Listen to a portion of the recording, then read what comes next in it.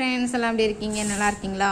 இன்றைக்கி எங்கள் வீட்டில் லஞ்சுக்கு என்னென்னா முருங்கைக்கீரை போட்ட சாறு, முருங்கைக்கீரை சாறு வச்சு அப்புறம் பலாப்பழம் அன்னைக்கு வாங்கினோம். அதில் ஒரு 4 சீடு இருக்குது. அந்த சீடு போட்டு உருளைக்கிழங்கு போட்டு சிக்கன் போட்டு அப்படியே ஒரு பெரட்டி கீரை சாருக்கு சாப்பிட்டோம்னா சும்மா அலாதியாக டேஸ்ட்டாக இருக்கும். இன்றைக்கி அது தான்ப்பா எங்கள் வீட்டில் மதியம் லஞ்சு.